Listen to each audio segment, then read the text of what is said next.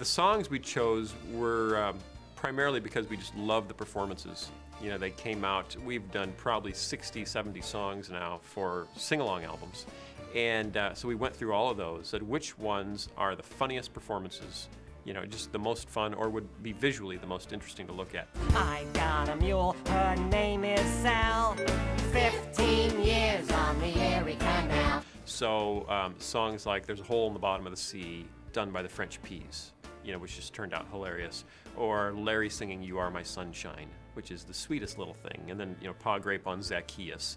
And Junior, actually my wife Lisa wrote a song for Junior for his bedtime album that is just gorgeous. Your love was with me all throughout my day.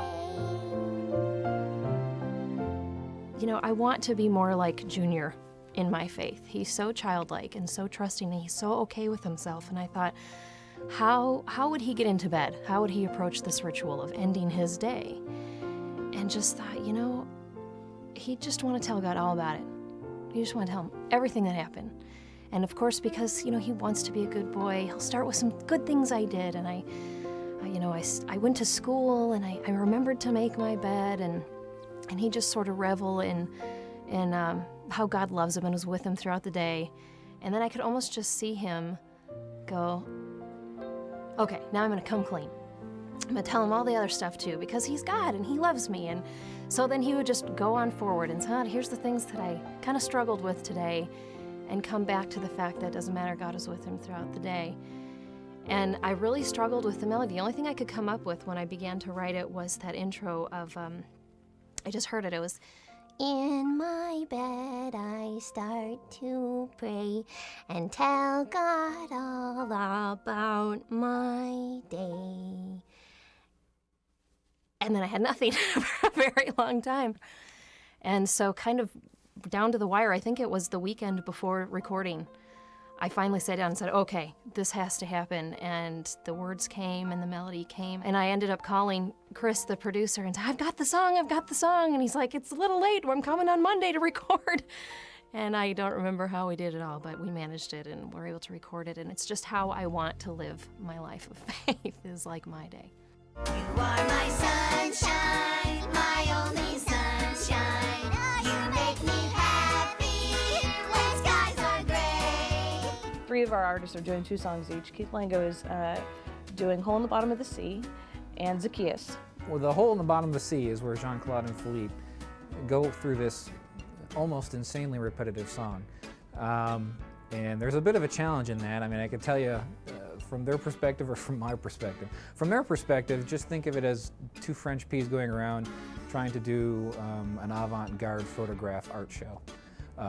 It's like a performance art for them. I thought that would be a very French thing to do, you know. From my perspective, I had a lot of fun going around pretending to be a French pea, shooting photographs of things that kind of do or do not make sense with the words. And so towards the end, I was just having fun taking pictures of anything. But some of the funnier pictures I like are the pictures of, like, you know, some of my kids or, you know, somebody else here in the studio.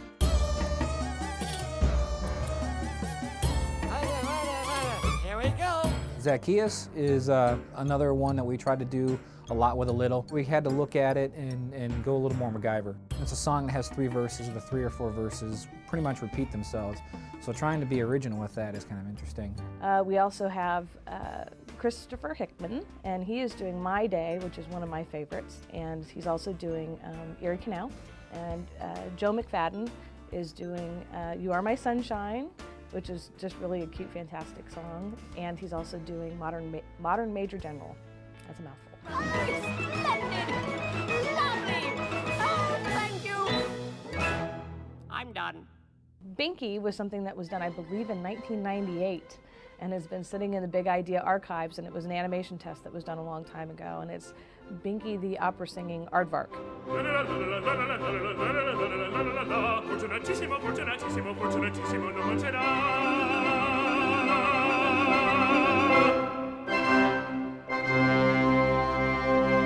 And so Mike and I had to sit down and say, okay, we're going to get these 6 songs, and we have to somehow weave them together into a context.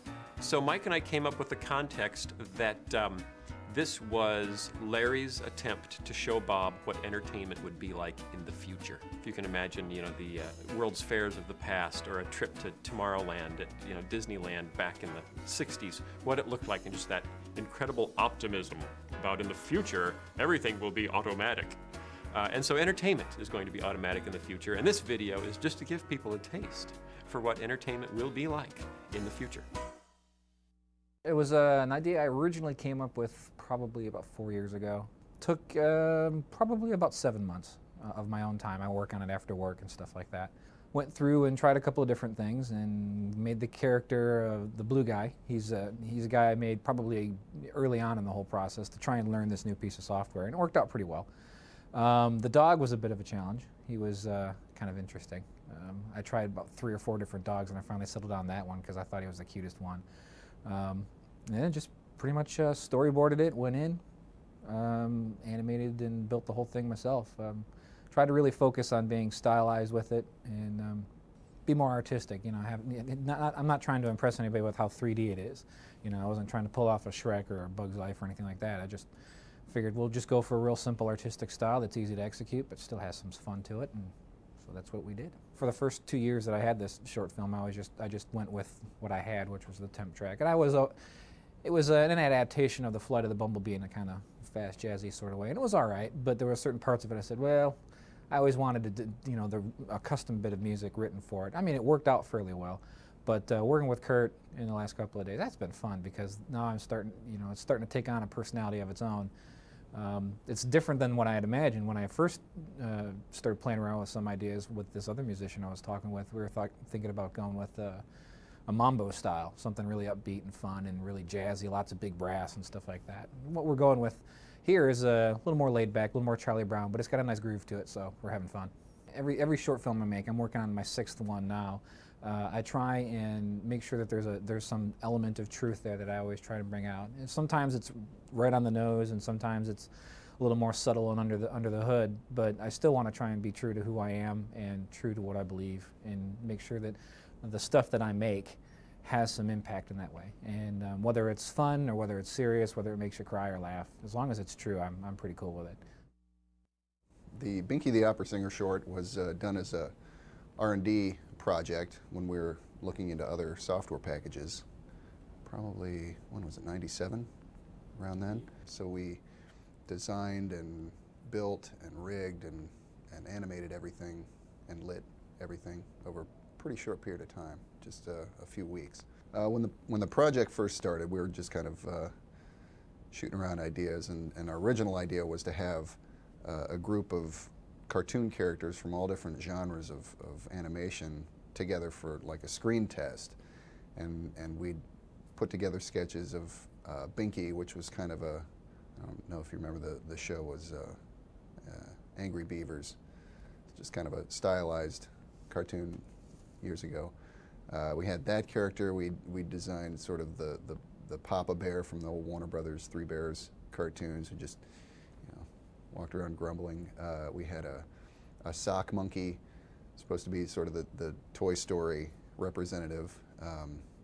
Had a little paper cutout elephant wearing a stocking cap, kind of a South Park guy. But yeah, a lot of fun. Oh, and a claymation sort of Aardman animation rabbit that was there with the big wide mouth and the kind of buck teeth. And we'd even gone so far as to try to develop the way the fingerprints are left on the surface of the clay as they're animating it. It just kind of gives that little, Ripley effect to the clay. So, we had all these pretty grandiose ideas and had to whittle it down to just Binky singing his song.